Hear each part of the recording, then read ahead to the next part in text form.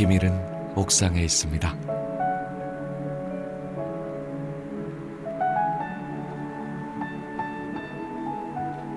옥상에는 모양도 색깔도 제각각인 20개의 굴뚝들이 있습니다.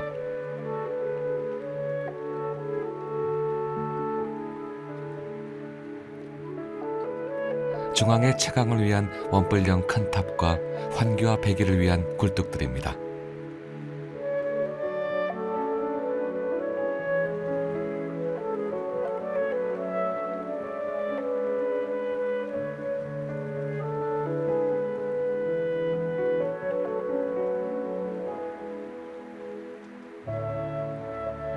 원뿔형 탑을 따라서는 촘촘히 채광창들이 박혀 있습니다.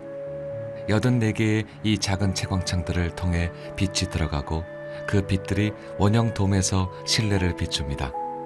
구엘 궁전을 더욱 빛나게 하는 빛의 근원이 이것입니다.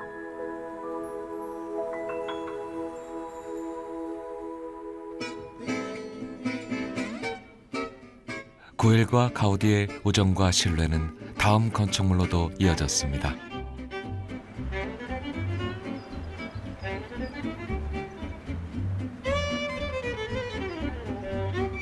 가우디가 구엘의 의뢰로 지은 많은 건축물 가운데 이것은 공원입니다.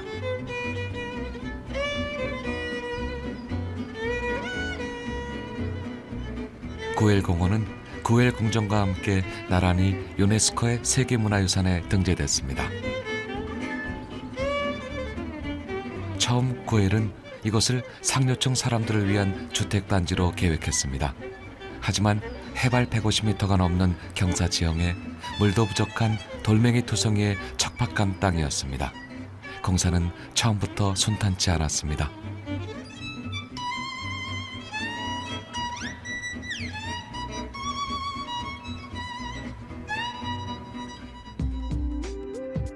결국 애초의 계획은 무산됐습니다.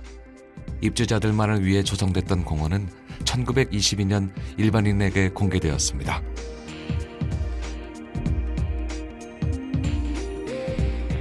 원형을 그대로 보존한다는 조건으로 시에 기증된 공원은 그 이후 지금까지 바르셀로나 시민들에게 휴식의 공간이 되고 있습니다.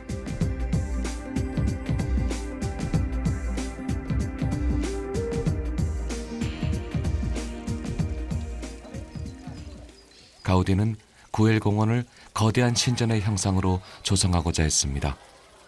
그래서 공원 곳곳에는 신화와 관련된 상징들이 많습니다. 그 첫 번째가 바로 이 분수대입니다. 분수대는 아폴로 신에 의해 땅속에 매장된 뱀과 용이 물을 지킨다는 신화 속 이야기를 형상화했습니다.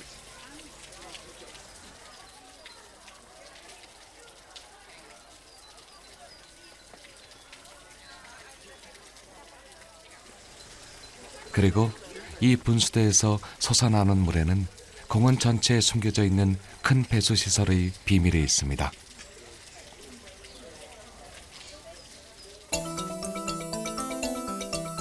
구엘 공원은 중앙 계단과 큰 기둥, 그 위에 넓은 광장으로 이루어져 있습니다.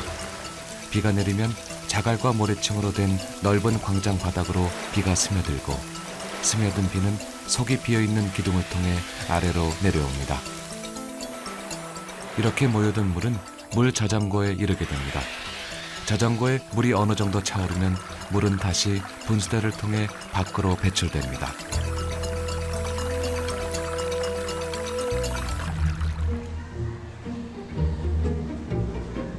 이 속에 배수시설을 품고 있다고 누가 짐작이나 할까요? 수많은 기둥들로 둘러싸여 큰 광장을 이고 있는 이 실내 공간은 겉으로도 완벽한 조형미를 갖추고 있습니다. 가우디는 이곳의 모양을 그리스식 극장에서 따왔다고 합니다.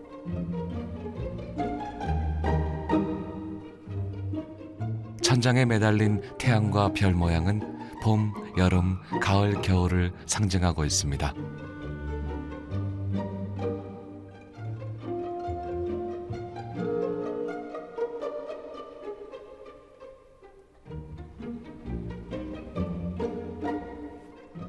그런데 가만히 들여다보면 이 아름다운 기둥숲에도 재밌는 건축 기법이 숨어 있습니다. 원근법에 따라 기둥 단의 높이가 다를 법도 한데 여기선 모두 똑같습니다. 시선에 맞춰 거리를 계산하고 기둥 단의 높이를 미리 조절해 디자인한 것입니다.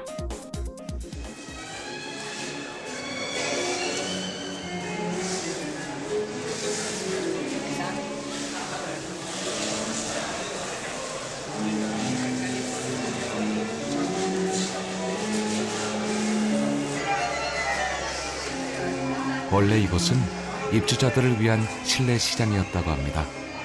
하지만 지금은 시민과 관광객들에게 열려 있습니다. 누구나 와서 공연을 펼칠 수 있는 문화 공간으로 활용되고 있습니다.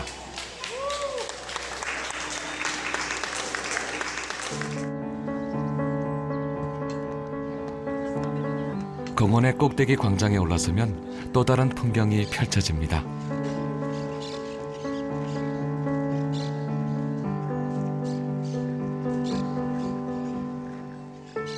산의 한 모퉁이를 깎아 만들어 한쪽은 산이 보이고 또 다른 쪽으로는 바르셀로나 시내가 펼쳐집니다.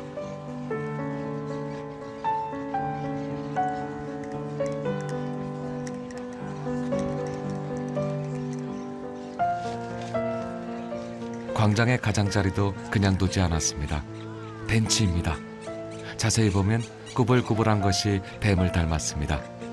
가우디는 좌석의 형태도 실제로 사람을 앉히고 그 모양을 본떠 만들었습니다.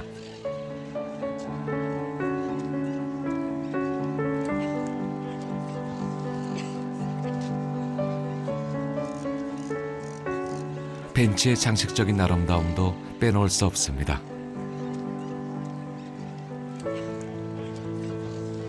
가우디 건축의 특징인 화려한 모자이크 타일이 수놓아져 있습니다.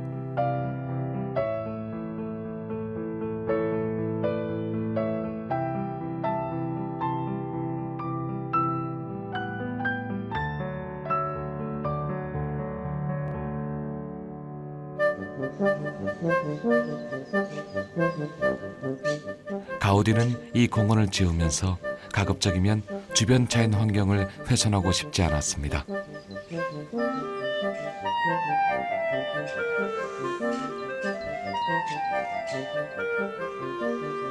길도 메마른 직선이 아니라 등고선을 따라가며 내었습니다. 언덕의 경사에 맞춰 기둥을 올리고 다리를 만들었습니다.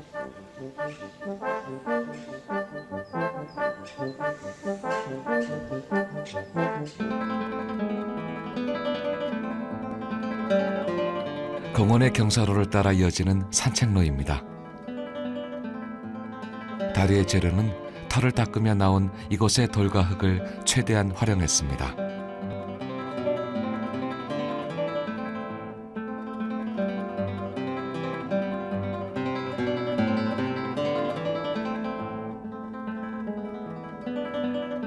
다소 투박해 보이는 기둥들에다 겉으로는 특별해 보일 것이 없습니다.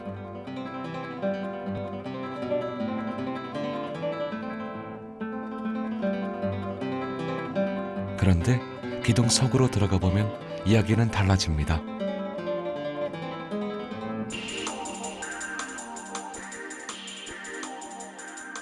겉은 돌멩이로 둘러싸여 있지만 안은 흙으로 되어 있습니다. 다리 위의 식물들이 기둥 사이로 뿌리를 내릴 수 있는 구조입니다. 이런 방식으로 식물과 흙이 서로를 지탱하며 함께 공존합니다.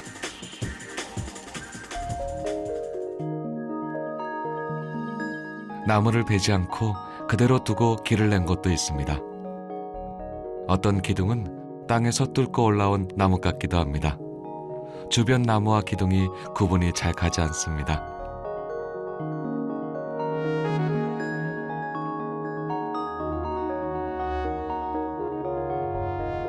구엘공원 곳곳에는 수많은 기둥들이 있습니다. 그런데 이렇게 많은 돌기둥들이 모두 2년 안에 만들어졌습니다. 어떻게 그것이 가능했을까요?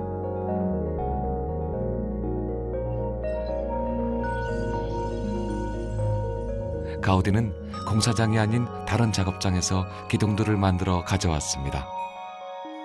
그리고 그것들을 조합하는 색다른 방법을 시도했습니다.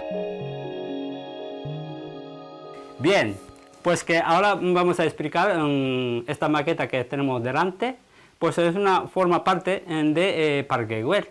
Lo que sucede es que el sistema constructivo de Parque Güell está hecho a prefabricada.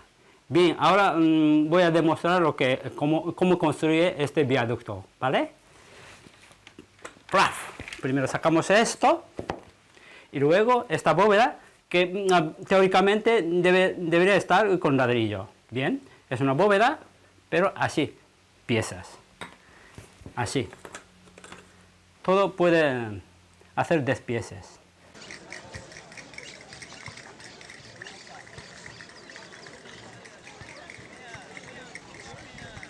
자연을 크게 거스르지 않으면서 자연과 공존하는 건축, 기능과 적절한 조화를 이루는 구조.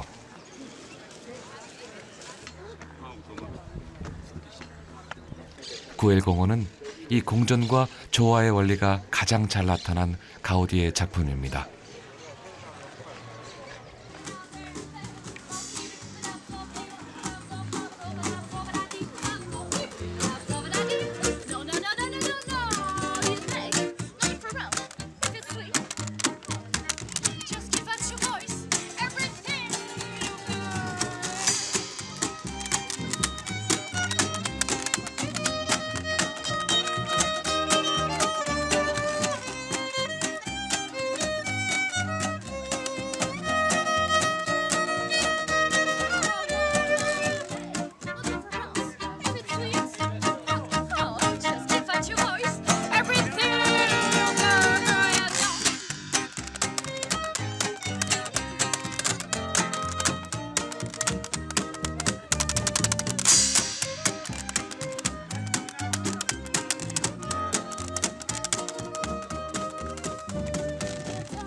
건축에 있어 가우디가 추구한 공존과 조화의 의미가 무엇인지 구엘공원을 찾는 바르셀로나 시민들의 자유롭고 편안한 모습에서 우리는 그 답을 찾을 수 있었습니다.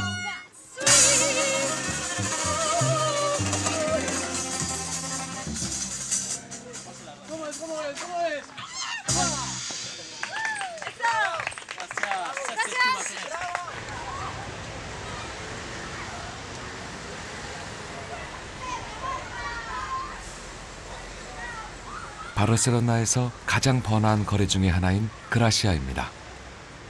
이곳에선 스페인의 근대 건축 양식을 한눈에 볼 수 있습니다.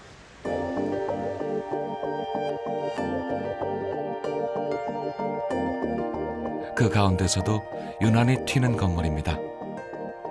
해골 모양을 한 발코니가 그렇고 박쥐 날개 같은 창도 그렇습니다.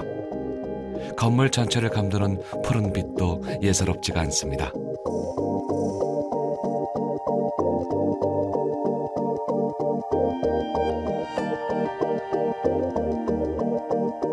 자세히 보니 사람의 뼈 모양을 닮은 데도 있습니다.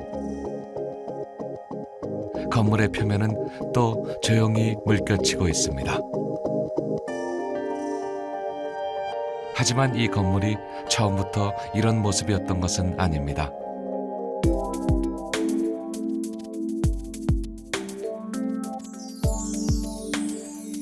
평범한 건물이었던 이곳은 1904년 가우디에 의해 재건축되면서 새롭게 태어났습니다.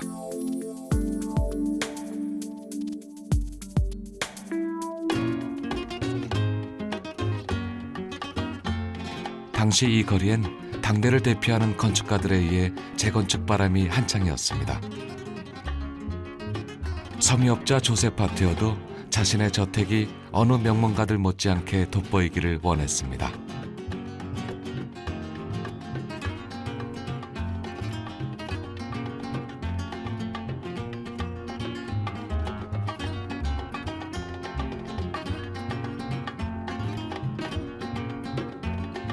그래서 당시 가장 혁신적이었던 건축가 가우디에게 재건축을 의뢰했습니다.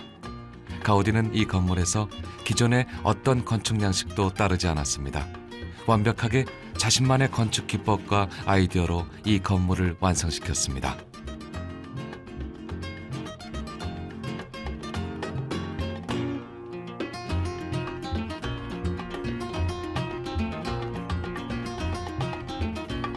이 건물의 앞모습은 인간의 형상을 닮았습니다. 그래서 바르셀로나 사람들은 이 건물을 뼈로 된 집이라 부르기도 합니다.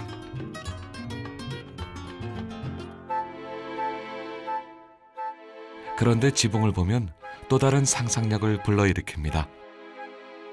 이곳의 모양은 용의 등줄기와 비늘을 연상시킵니다. 이 상징들을 보고 이 건물을 색다르게 해석하는 이도 있습니다. 가우디는 이 건물에 카탈로니아에서 전해지는 신화, 용을 죽인 어느 수호성자의 이야기를 담고자 했다고 합니다. 하지만 하나의 해석에 불과합니다.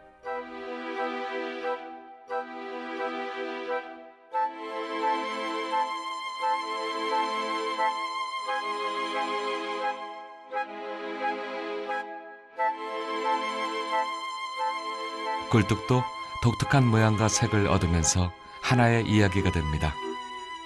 이처럼 카사바테오의 곳곳은 보는 이들을 끝없는 상상의 세계로 이끕니다.